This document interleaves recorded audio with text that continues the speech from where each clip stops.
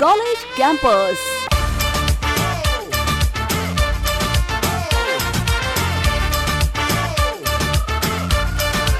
College campus.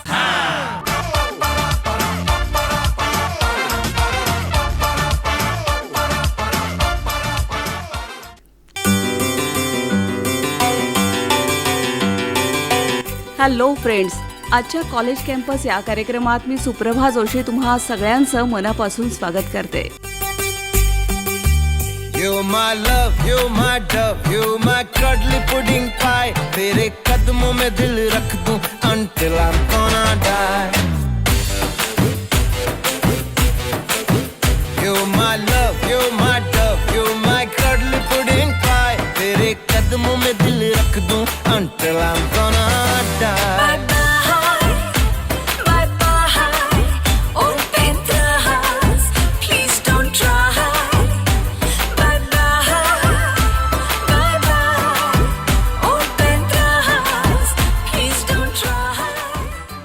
मित्रमैत्रिणींनो, काही विद्यार्थ्यांना इंजिनिअरिंगसाठी प्रवेश घ्यायचा आहे. मग त्यासाठी त्यांना प्रतीक्षा लागली आहे ती CETच्या रिझल्टची.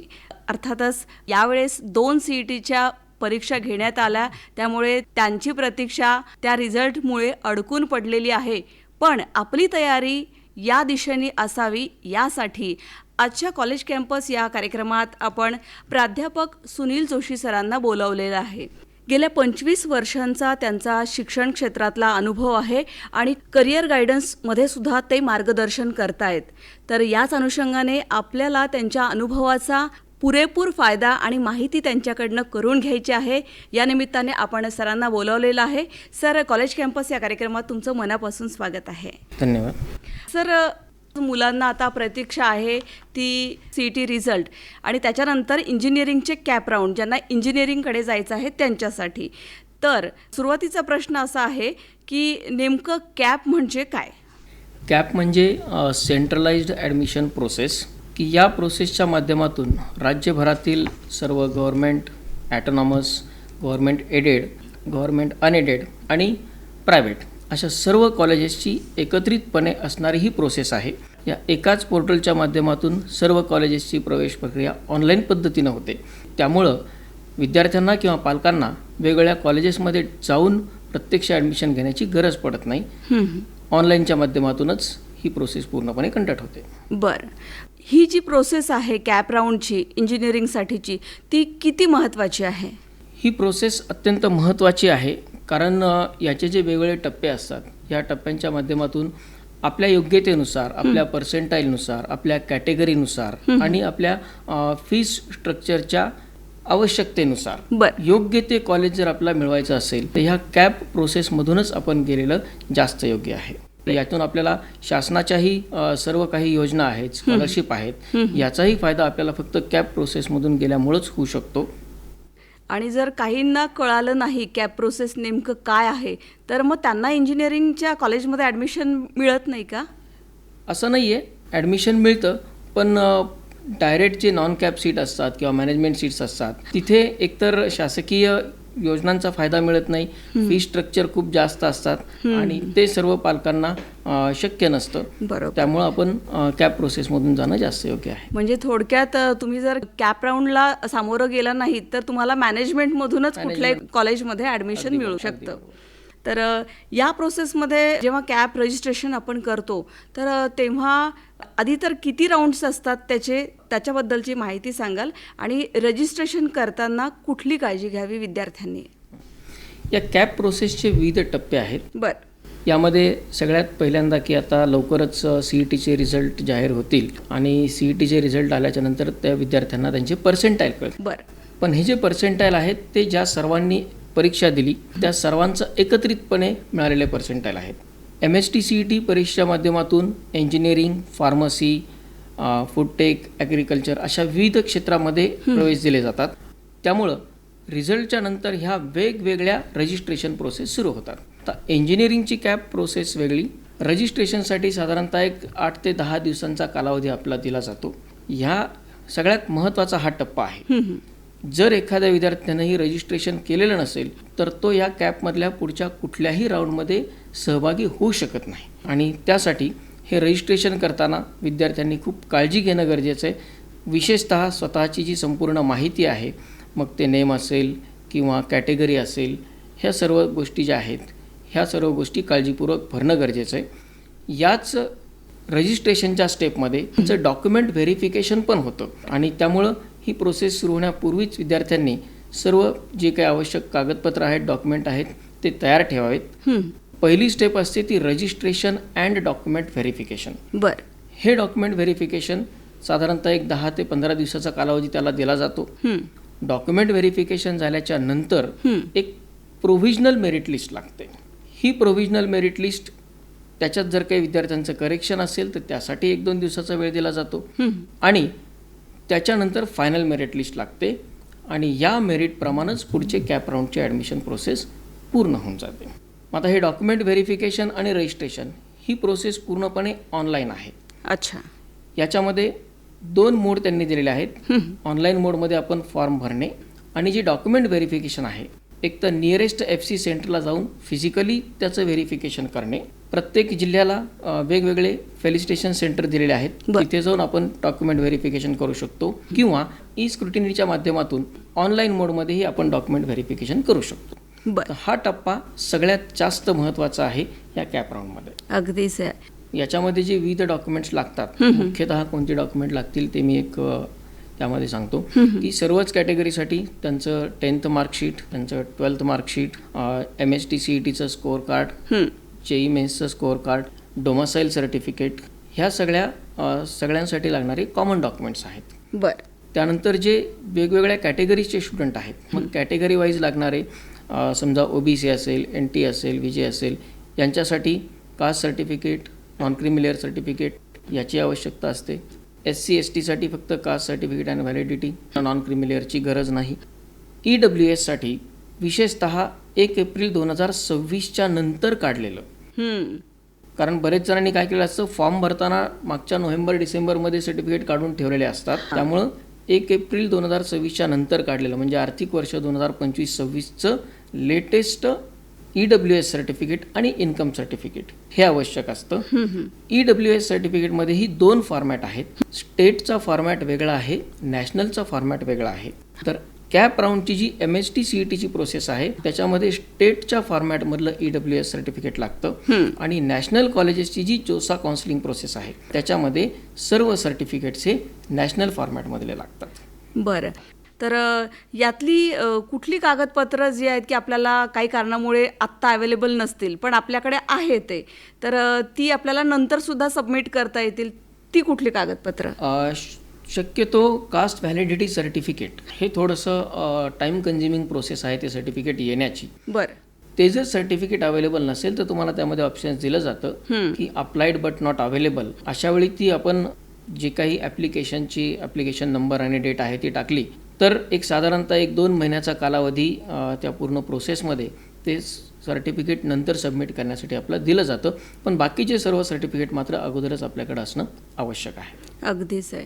तेव्हा विद्यार्थ्यांनी आपले कागदपत्र जे डॉक्युमेंट्स असतील त्याची जुळवाजुळव व्यवस्थित करणं आणि त्यातली माहिती सगळी व्यवस्थित भरणं हे खूप महत्त्वाचं आहे.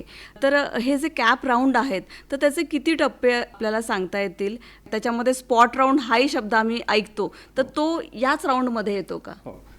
तर कॅप राऊंडमध्ये मागील वर्षी 4 राऊंड्स त्यांनी घेतलेले होते. बरं. प्रत्येक राऊंडसाठी स्वतंत्रपणे आपल्याला प्रेफरन्सेस आणि ऑप्शन्स द्यायचे असतात. बरं. आणि हे 4 राऊंड झाल्याच्या नंतर ज्या व्हॅकंट सीट्स आहेत त्या सीट्स इन्स्टिट्यूट लेवलनी भरल्या जातात. मागील वर्षीपासून ह्या इन्स्टिट्यूट लेवल सीट्स भरण्यासाठीही ह्या कॅप राऊंडच्या मध्येच आपण एक वेगळा कॉलम असतो ILS म्हणून इन्स्टिट्यूट लेवल सीट्सचा, त्याच्यामध्येच आपण आपले प्रेफरन्सेस टाकून ठेवू शकतो आणि त्या इन्स्टिट्यूट लेवल सीट्स पण आपल्या त्यामधून मिळू शकतात. अच्छा. आत्ता आपण खूप महत्त्वाची माहिती सांगितली की कॅप राऊंडचे टप्पेही कळाले आपल्याला आणि रजिस्ट्रेशन करताना कुठली काळजी घ्यावी तेही कळालं. मित्रमैत्रिणींनो, आता सगळ्यात महत्त्वाचा विषय, ज्या प्रोसेससाठी आपण बसणार आहोत, ज्या राऊंड्सला आपण सामोरं जाणार आहोत, त्या राऊंड्समध्ये आपल्याला जी इंजिनिअरिंगची ब्रांच निवडायची आहे, तर ही ब्रांच निवडताना पालक, मुलं यांचा सगळ्यांचा गोंधळ उडालेला असतो. तर याचं मार्गदर्शन म्हणून तुम्ही काय सांगाल? कारण तुमचा इतका वर्षांचा अनुभव आहे पालकांसोबतचा आणि विद्यार्थ्यांसोबतचा. सगळ्यात महत्त्वाचा प्रश्न हा आहे की ब्रँच सिलेक्शन आणि ब्रँच निवड. ब्रँच सिलेक्ट करण्यासाठी विद्यार्थी पालक खूप वेगळ्या प्रकारचे त्यांचे रिसोर्सेस आणि क्रायटेरियाज वापरत असतात. पण बऱ्याच ठिकाणी ही काळजी घेणं खूप आवश्यक असतं की आज मार्केटमध्ये काय ट्रेंडिंग आहे, आज मार्केटची काय रिक्वायरमेंट आहे, याच्याही पेक्षा हा विद्यार्थी 4 वर्षांच्या नंतर ग्रॅज्युएट होणार आहे आणि त्या काळात मार्केटची नीड काय असणार आहे, बरोबर, आणि त्या दृष्टीनं आपण ब्रँचची निवड करणं हे जास्त आवश्यक आहे. अगदीच. म्हणजे प्रेझेंटली मी म्हणेल की सध्या जे कम्प्युटर इंजिनिअरिंग किंवा AI असेल, डेटा सायन्स असेल, अशा प्रकारच्या काही नवनवीन फील्ड आहेत की त्या खूप चांगल्या प्रकारे ग्रोविंग आहेत आणि खूप चांगल्या स्टेजला त्या आहेत. परंतु येत्या काळामध्ये त्यांच्यामध्ये काय व्हेरिएशन शक्य आहेत, काय बदल त्यामध्ये होऊ शकतात आणि पुढे 4 वर्षाच्या नंतर कुठल्या ब्रँचला चांगल्या प्रकारे फ्युचर येऊ शकतं याचा काळजीपूर्वक अभ्यास करून त्याची माहिती घेऊन मगच ब्रँच निवड करणं हे जास्त योग्य आहे. अगदीच आहे. ॲक्च्युअली या चेंजिंग टेक्नॉलॉजीमध्ये बऱ्याचशा इन्स्टिट्यूशनमध्ये तर ब्रँच बॅरियर आता फार राहिलेला नाही आहे. म्हणजे बरेचसे विद्यार्थी आपण असे पाहतो, ते मेकॅनिकल फील्डचे असतील पण ते IT कंपनीमध्ये जॉब करतायत, सिव्हिल इंजिनिअरिंगचे असतील तेही IT कंपन्यांमध्ये जॉब करतायत. म्हणजे आता इथून पुढचा काळ की तुम्ही काय स्किल ॲक्वायर करताय, बरोबर आहे, याच्यावरती डिपेंड आहे. आणि ब्रँच हा तुमचा एक फक्त प्लॅटफॉर्म असेल. त्यामुळं ब्रँच निवडत असताना ब्रँचपेक्षाही आपण इन्स्टिट्यूशला किंवा कॉलेजला जास्त प्रेफरन्स देणं आवश्यक आहे. कारण कॅम्पस राऊंड हा एक महत्त्वाचा विषय असतो आणि त्याच्यामधनं आपलं भविष्य बरंच ठरलेलं असतं. पण मग मेकॅनिकल, सिव्हिल आणि इलेक्ट्रिकल ह्या ज्या ब्रांचेस आहेत त्याचा आजच्या घडीला किती स्कोप आहे? येत्या काळामध्ये साधारण जे ओव्हरऑल या फील्डमधले जे तज्ज्ञ सांगतात त्यांच्या ओव्हरऑल थिंकिंगनुसार इलेक्ट्रॉनिक्स ब्रँच ही 4 वर्षांच्या नंतर किंवा येत्या 3-4 वर्षांमध्ये खूप चांगल्या प्रकारे स्टेजमध्ये असणार आहे. याचं कारण असं की कम्प्युटर्स आणि AI हे एक ॲप्लिकेशन टूल्स आहेत, ML किंवा डेटा सायन्स. सर्वच जण आता ते सर्वच प्रकारच्या ग्रॅज्युएटला ते शिकणं मॅन्डेटरी झालंय, कंपल्सरी झालंय. म्हणजे AI शिवाय आजकाल कुठल्याच फील्डमध्ये काही होऊ शकत. मग ॲज अन इंजिनियर आपल्यामध्ये वेगळं काय आहे, आपण वेगळं काय करू शकतो. मग त्याला जर आपण एखाद्या हार्डवेअरचा सपोर्ट दिला, मग ते मेकॅनिकल इंजिनिअरिंग असेल किंवा इलेक्ट्रॉनिक्स सारखं इंजिनिअरिंग असेल किंवा आणखी इन्स्ट्रुमेंटेशन, ही पण ब्रँच, इन्स्ट्रुमेंटेशन आणि ऑटोमेशन सारखी ब्रँच ही पण येत्या काळामध्ये खूप चांगल्या प्रकारे विद्यार्थ्यांना अपॉर्च्युनिटीज प्रोव्हाइड करू शकते. काही ब्रँचेसमध्ये मेकॅट्रॉनिक्स सारखी एक ब्रँच आहे, ती मेकॅनिकल, इलेक्ट्रॉनिक्स आणि कॉम्प्युटेशनल थिंग्स यांचं कॉम्बिनेशन असणारी अशा काही नवीन ब्रँचेसमध्ये विद्यार्थी जाऊ शकतात. किंवा डेटा सायन्स असेल, स्टॅटिस्टिक्स सारखी सेक्टर असेल, याही सेक्टरमध्ये खूप चांगल्या प्रकारे अपॉर्च्युनिटी सध्या डेव्हलप होत आहेत. म्हणजे कोर ब्रांच ही आजही तिचं स्वतःचं अस्तित्व आणि महत्त्व टिकवून आहे. आणि आपल्यासाठी जास्त सेफ बाजू असावी ती. कारण कुठल्या गोष्टीचं जर सॅच्युरेशन झालं तर तुम्हाला दुसऱ्या बाजूला वळण्यासाठी स्कोप हवा आहे. अगदी त्या पॉईंट ऑफ व्ह्यू इलेक्ट्रॉनिक्स हा सेगमेंट असा आहे की तुम्हाला हार्डवेअरचाही सपोर्ट देतो आणि that is mother of computer engineering. आणि त्यामुळं जरी कम्प्युटर्सचा हा काळ अशाच पद्धतीनं ग्रोविंग राहायला, तो राहावा आणि तो राहणारच आहे, जरी राहिला तर इलेक्ट्रॉनिक्स सारख्या ब्रँचचे स्टुडंट्स त्या सेगमेंटमध्ये खूप चांगल्या प्रकारे डेव्हलप करू शकतात. अगदीच आहे. तेव्हा ह्या सगळ्या गोष्टींचा विचार करून आपल्याला आपली शाखा किंवा ब्रँच निवडायची आहे. आणि इंजिनिअरिंगमध्ये आपली स्वप्न भरपूर असतात, पण आपला कल कुठल्या बाजूला आहे महत्त्वाचं आहे. आणि यात अजून एक प्रश्न येतो की बऱ्याचदा मुलांना कॉलेजबद्दल सुद्धा अट्रॅक्शन असतं. कॉलेज आणि ब्रांच असा एक जे मधला सँडविच प्रकार जो मुलांचा होतो त्यात, की मला या कॉलेजमध्ये चांगली ब्रांच मिळते पण कॉलेज 6 नंबरचं आहे आणि इकडे हे कॉलेज 2 नंबरचं आहे तर मला लोअर ब्रँच मिळते. तर ह्या प्रश्नाला कसं हँडल केलं पाहिजे आणि कुठल्या दृष्टीने आपण याच्याकडे सोल्युशन म्हणून पाहिलं पाहिजे? आधी मी तुमचा कल हा जो विषय होता त्याच्यावरती येतो की नॉर्मली आता इन्फॉर्मेशन रिसोर्सेस इतके झालेले असतात की खूप सगळे कन्फ्युजन्स होतात, पण ॲक्च्युली आपलं स्वतःचं काय इंटरेस्ट आहे आणि स्वतःचा कल कुठल्या साईडला आहे. म्हणजे फॉर एक्झाम्पल आपण या कोर ब्रांचेसमध्येच इलेक्ट्रॉनिक्स किंवा मेकॅनिकल सारख्या ब्रांचचं कम्पॅरिझन केलं. ॲज ए 12th स्टुडंट माहिती नसतं पुढं काय आहे त्याचा कंटेंट. म्हणजे आता कम्प्युटर सायन्स किंवा IT सारख्या ब्रांचेस, AI सारख्या ब्रांचेस यांच्या तुलनेमध्ये इलेक्ट्रॉनिक्स ब्रांचचा अभ्यासक्रम थोडासा डिफिकल्ट वाटणारच मुलांना, किंवा मेकॅनिकलही त्यापेक्षा थोडासा डिफिकल्ट. मग आपण सिलेक्ट करत असताना आपला कल यातून कसा डिसाईड करावा, की साधारणतः जे 12thचे स्टुडंट आहेत मी त्यांना सांगू इच्छितो की तुमचा फिजिक्स हा सब्जेक्ट तुम्ही जर स्टडी केलेला असेल, ज्यांना पार्ट 1 हा फिजिक्सचा सेक्शन खूप चांगल्या प्रकारे जमतो, एक्झॅक्टली तोच सगळा पार्ट पुढे कंटिन्यू जास्तीत जास्त वापरला जातो मेकॅनिकल सारख्या ब्रांचमध्ये.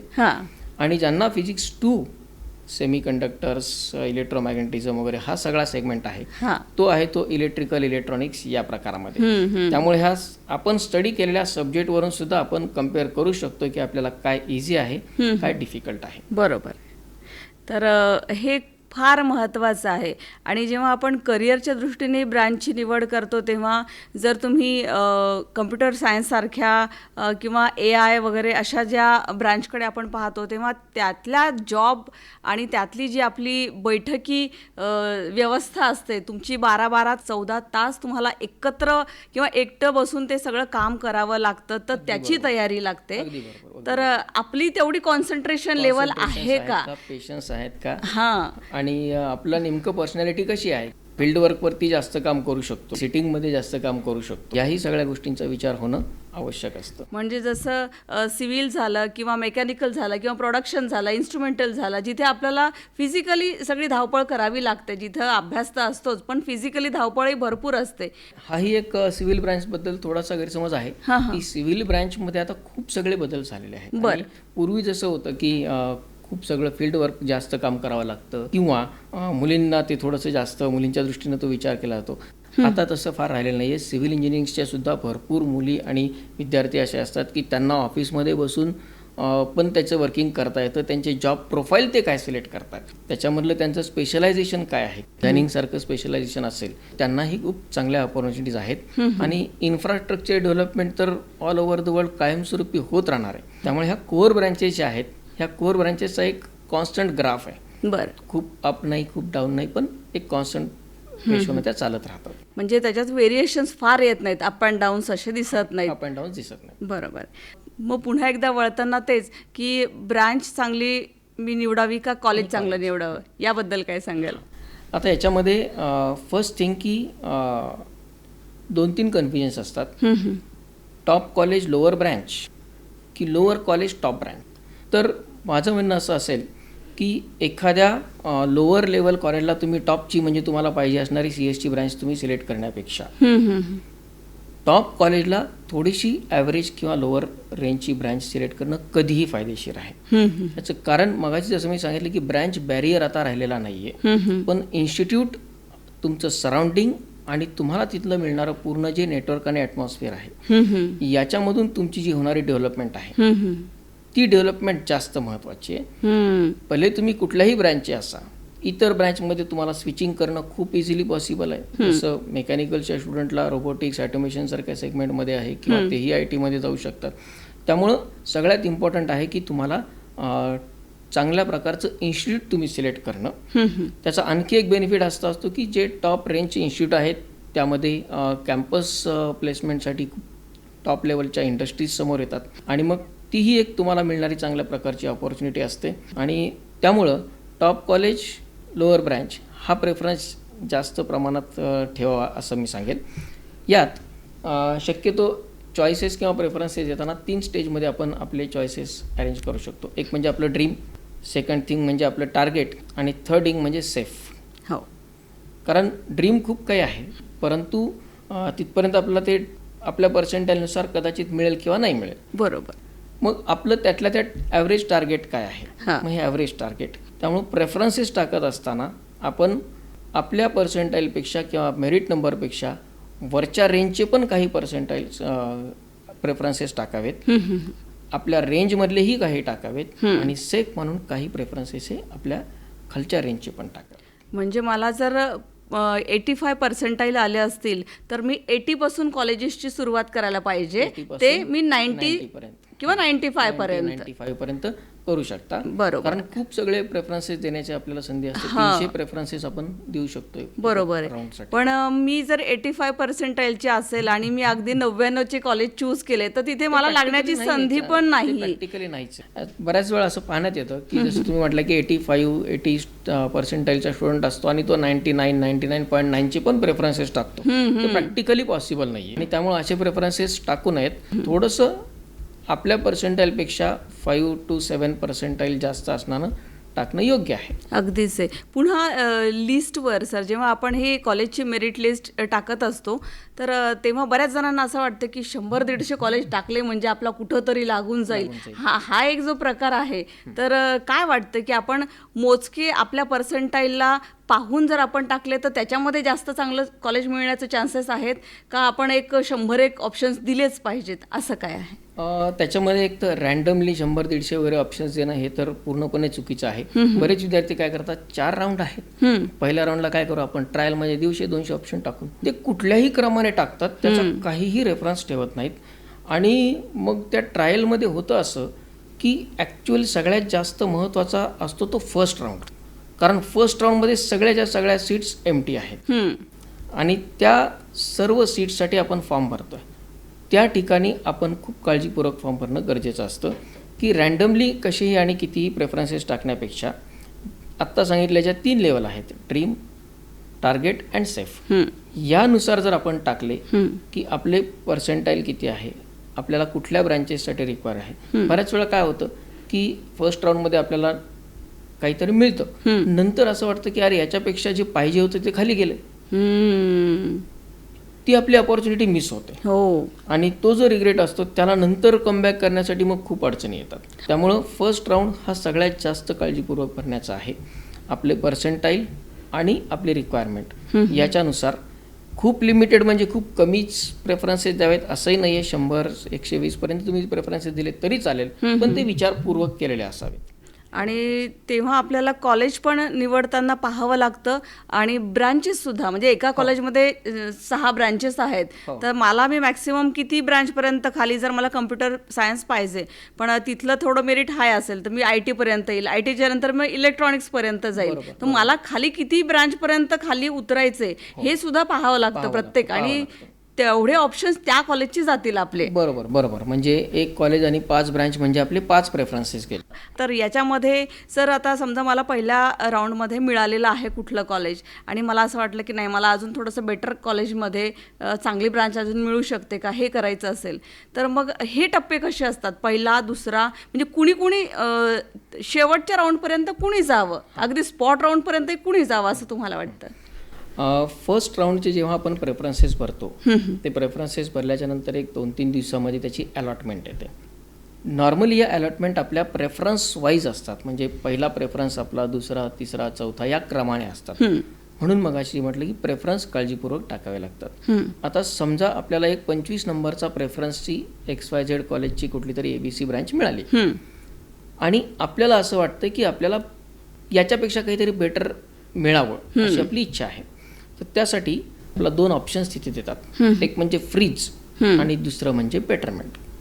तर फ्रीज म्हणजे तुम्हाला ती सीट मान्य आहे, तुम्ही तिथे ॲडमिशन घ्या, तुम्ही राऊंडच्या बाहेर.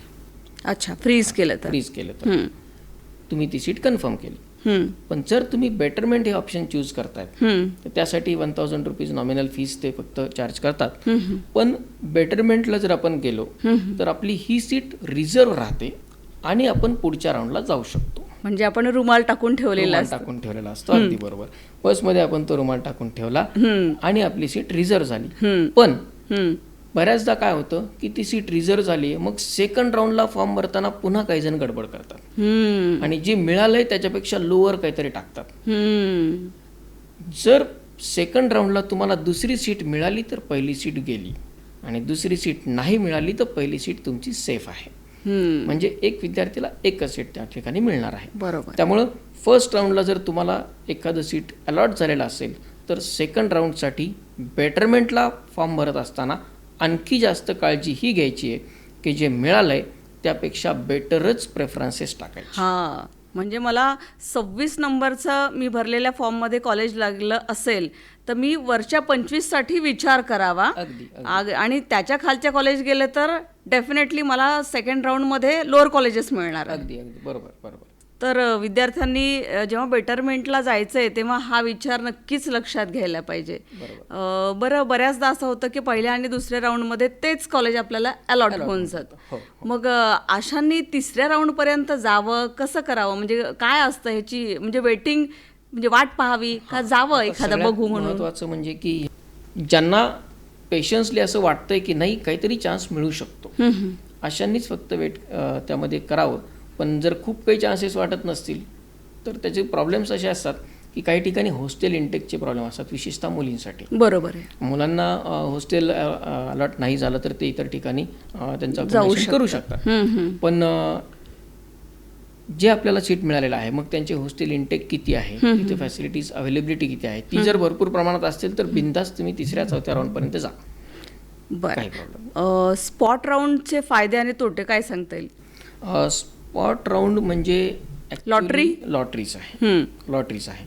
म्हणजे मिळालं तर खूप चांगलं काहीतरी मिळून जातं अनएक्सपेक्टेडली. अदरवाईज जे मिळेल त्याच्यावरती समाधान मानावं लागतं. म्हणजे ज्यांचे रिस्क टेकिंग ॲबिलिटी आहे की नाही मला जर जे काही मिळेल ते मला घ्यायची तयारी आहे असं ज्यांचा माइंडसेट आहे त्यांनी स्पॉट राऊंडवरती काम करावं. अदरवाईज या पहिल्या 4 प्रोसेसमधूनच आपली ॲडमिशन प्रोसेस पूर्ण करून घ्यावी. बरोबर. सर, आता जेव्हा कॉलेज निवडीची वेळ येते किंवा आपण लिस्ट करतानाही पाहतो तर मग ते गव्हर्मेंट आहे किंवा गव्हर्मेंट एडेड आहे, प्रायव्हेट आहे, डीम्ड युनिव्हर्सिटी आहे, तर याची निवड करताना आपली क्लॅरिटी किती हवी आहे? कॉलेज निवडत असताना शक्यतो आपले प्रेफरन्सेस अशा प्रकारे पाहिजेत. ॲटोनॉमस इन्स्टिट्यूटला सगळ्यात जास्त आधी प्रेफरन्स द्यावा, गव्हर्मेंट इन्स्टिट्यूटला आधी प्रेफरन्स द्यावा. गव्हर्मेंट ॲटोनॉमस असेल तर बेस्ट, जसं CUEP सारखं कॉलेज आहे ते गव्हर्मेंट पण आहे, ॲटोनॉमस पण. ॲटोनॉमस इन्स्टिट्यूटचा बेनिफिट हा असतो की ते त्यांचा curriculum as per the requirement of market continuously change करत असतात आणि त्यामुळं त्या ठिकाणचे स्टुडंट्स हे अपडेटेड राहतात स्ट्रॉंगली आणि त्यामुळं आपले प्रेफरन्सेस हे ऑटोनॉमस कॉलेजला जास्तीत जास्त राहणं गरजेचं आहे. बरं, तर या सगळ्या माहितीचा आपण फायदा करून घेऊया आणि आपल्या ॲडमिशन प्रोसेसला अगदी सकारात्मक सामोरं जाऊया. नक्कीच सर, तुमचा हा जो सल्ला आहे, हे जे मार्गदर्शन आहे विद्यार्थ्यांसाठी खूप मार्गदर्शक असणार आहे ज्यांना इंजिनिअरिंगकडे जायची इच्छा आहे. सर, तुम्ही आमच्या कॉलेज कॅम्पस या कार्यक्रमात आलात आणि छान मार्गदर्शन केलं, त्याबद्दल आकाशवाणीतर्फे आणि आमच्या सगळ्या मित्रमैत्रिणींतर्फे तुमचे आभार, धन्यवाद.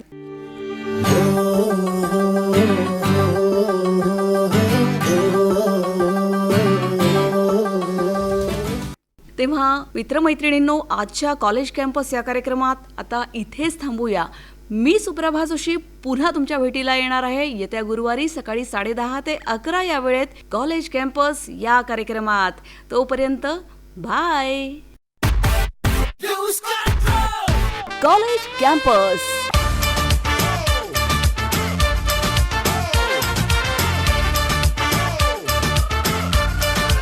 College campus.